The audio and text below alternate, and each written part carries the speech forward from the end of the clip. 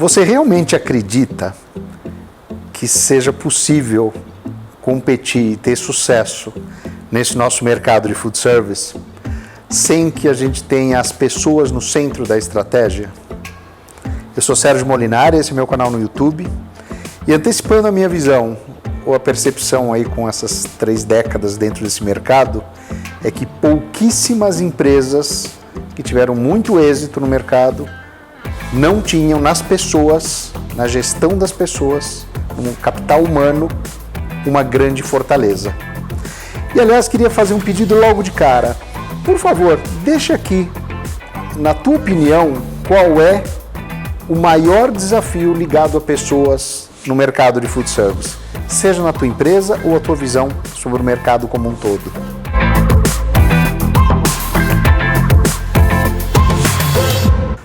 A discussão sobre pessoas, na minha opinião, ela tem várias perspectivas diferentes.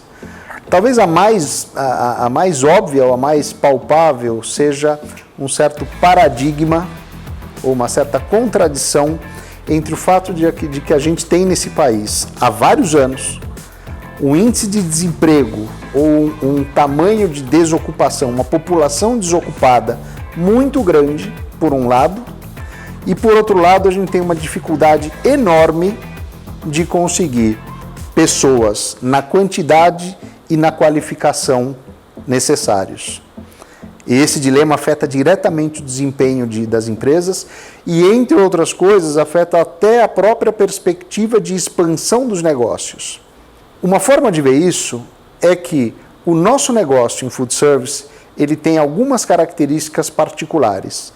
Uma delas, ele é um tipo de trabalho, ele é um segmento de atividade que demanda um trabalho muito intenso. Então, o esforço, a carga horária, o desgaste, características como essas são muito marcantes do nosso negócio. Além disso, eu também diria que, por força das margens que esse mercado tem, ou que as empresas obtêm desse mercado, a capacidade de pagar salários ou compensações de uma forma geral superiores é uma capacidade limitada. Então, por um lado, a gente está dizendo que não são as melhores condições de trabalho, as condições mais suaves, serenas de trabalho, e ao mesmo tempo a gente não tem a melhor remuneração possível por esse trabalho. E isso dá um nó nessa questão de ser competitivo, de sermos competitivos na obtenção, na geração de mão de obra. E isso sem a gente entrar em discussão sobre a real vontade de trabalhar ou quais são as outras alternativas de trabalho que a população desocupada ou desempregada tem. E, independente de falar da questão de desemprego e desocupação, da capacidade de nós competirmos com outras empresas que podem estar empregando a mão de obra que a gente gostaria de ter nas nossas empresas. Esse é o pano de fundo da discussão. A questão de pessoas não é a principal área de expertise na qual a gente atua, mas obviamente é um dos assuntos mais encantadores e desafiadores da gestão. Por conta disso, a gente vai tentar discutir com vocês aqui 5 principais tópicos que são as nossas 5 principais recomendações de foco, de atenção na gestão de pessoas. Acredito que essa discussão ela vai ter mais eco e mais sentido junto às empresas independentes e familiares, onde provavelmente o tema de gestão de pessoas ainda tem mais espaço para ser desenvolvido, mas vamos lá, vamos falar desses 5 tópicos ou dessas 5 sugestões. E como primeira sugestão, eu vou citar uma que talvez fosse a última, mas eu acho que é importante a gente colocar pelo grau de importância logo de cara, que é a necessidade do gestor, que normalmente no nosso ramo é o próprio empresário, mas a necessidade de uma reinvenção desse gestor como um gestor de pessoas acima de tudo. Por mais que seja experiente no negócio, que conheça as técnicas do negócio, os processos, etc., mas a necessidade de se reinventar em relação à gestão das pessoas, eu acho que é o ponto fundamental. E aí pensando o quê? Se esse gestor não é o cara que inspira, não é o cara que promove o espírito de time, não é quem estimula a criatividade e inovação, se não é quem forma a visão e o caminho, a direção para as pessoas, dificilmente os quadros abaixo desse gestor, abaixo desse empreendedor, vão fazer isso por ele. Então, acho que o primeiro ponto é a reinvenção do gestor como um gestor de pessoas, independente de qual é a especialidade técnica desse gestor. A minha segunda sugestão é: invista mais ou foque mais na contratação de potenciais do que na contratação de experiência. É um hábito muito frequente no nosso setor a gente querer buscar quem já sabe fazer as coisas, quem já vem com uma bagagem, quem já vem com relacionamentos, ou quem acopla os processos aos negócios. E aí a gente acaba buscando pessoas prontas no mercado. Pessoas prontas e, normalmente, pessoas com vícios e pessoas normalmente mais caras. E o nosso negócio, por muitos motivos, não permite isso de uma forma geral.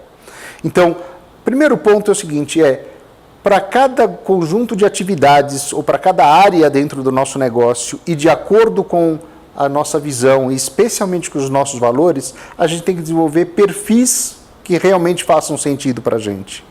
E esses perfis são os perfis que vão guiar a nossa busca por pessoas. E lembrando que o nosso ramo é um ramo que emprega muito primeiro empregado, ou o primeiro emprego de uma determinada pessoa. E quando a gente vai contratar pessoas que pela primeira vez vão passar por uma experiência profissional, não tem muito o que procurar nessas pessoas em termos de experiência. É perfil. E perfil no sentido de quem tem potencial para se desenvolver nas atividades e no perfil da nossa própria empresa. Então, esse é o segundo ponto. E lembrando que desse trabalho de base, de originação de pessoas com um perfil adequado, que a gente vai originar talentos, que a gente vai originar lideranças.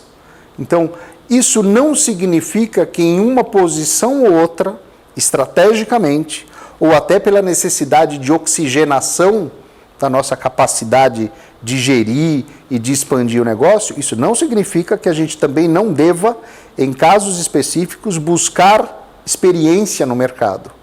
A resposta é sim, precisamos, mas como grande alavanca do desenvolvimento dos nossos quadros, a gente precisa contratar perfis adequados com potencial de desenvolvimento. Na sequência disso, lideranças. Então, nossa terceira sugestão é: não dá para olhar para todo mundo na empresa com o mesmo grau de prioridade. Respeito, sim. Atenção, sim. Condições adequadas de trabalho, sim. Desenvolvimento de time, possibilidades de desenvolvimento, sim, isso se aplica a todos. Mas existe um foco predominante que é o foco nas lideranças. Tudo aquilo que a gente quer que a empresa seja, que ela se desenvolva, tudo aquilo que a gente quer trabalhar em termos das visões de futuro para a empresa, a manifestação dos nossos valores através da estrutura, isso acontece através de um grupo de lideranças que faça sentido e que seja aderente, que seja alinhado com visões, com valores e com todos os direcionamentos que a gente queira dar para a empresa. Isso não acontece pulando estágios. Então, entre o dono e as atividades de base, entre o dono e as estruturas mais operacionais da empresa, é absolutamente necessário que a gente tenha lideranças fortes e lideranças que conduzam a empresa dentro dos padrões e dentro das diretrizes da empresa. Então, o segundo ponto é: trate lideranças ou tenha um plano, um projeto de desenvolvimento de lideranças que seja robusto na sua empresa, porque isso é que vai fazer com que a empresa efetivamente aconteça como você deseja que ela aconteça. O quarto ponto, ou a quarta sugestão que a gente gostaria de compartilhar é, sem que seja uma contradição com o tema de valorização e de desenvolvimento das lideranças, mas talvez até como desdobramento desse mesmo tema, é construa backups de lideranças, construa alternativas de novos líderes ou de líderes potenciais para assumir posições na empresa. Porque mais cedo ou mais tarde, algumas das suas lideranças vão tomar outras decisões de vida e de carreira, porque em algum momento você vai precisar oxigenar a sua forma de atuar e você vai inclusive encontrar, talvez em algum backup, uma alternativa melhor do que o próprio líder atual. E em boa parte, lembrando que muitos de nós nesse mercado crescemos a uma taxa muito acentuada ao ano, em algum momento da vida a gente também precisa ter backup para a própria expansão do negócio. Se você lida ou se você conta especificamente com um número restrito de lideranças, sem a criação desse banco de alternativas ou desse backup de lideranças, existe um risco de você ter o teu crescimento limitado por não ter lideranças suficientes. E lembrando que, como qualquer posição na empresa, especialmente no caso das lideranças, se a gente não cria essa oxigenação, desidrata o nosso quadro. Então a gente precisa pensar também em backups. E a quinta sugestão, que tem relação direta com todas as outras que a gente citou, mas ela é menos operacional, a gente precisa pensar em dar motivos para que as pessoas queiram ficar na nossa empresa. Salário é importante, compensação é importante, benefício, tudo isso é importante, claro que é. Até porque a gente está falando de uma economia de mercado, ninguém trabalha só pelo prazer de trabalhar, mas o alinhamento das pessoas, a identificação das pessoas com os valores da empresa, com as causas da empresa, com questões como o respeito e o próprio respeito à diversidade, mais atual do que nunca essa discussão, com a visão de futuro, com a perspectiva de desenvolvimento pessoal, tudo isso tem, nas empresas que a gente conhece com melhor desempenho, tudo isso tem um peso muito grande nas razões pelas quais as pessoas querem vir para essas empresas e querem continuar trabalhando nessas empresas e querem se desenvolver nessas empresas.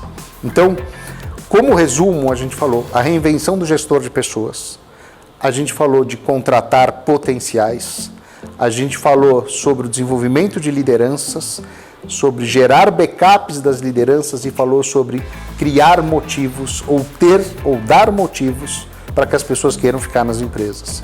Tudo isso tem a ver com o tema: as pessoas estão no centro da estratégia das empresas e elas são um fator determinante do sucesso.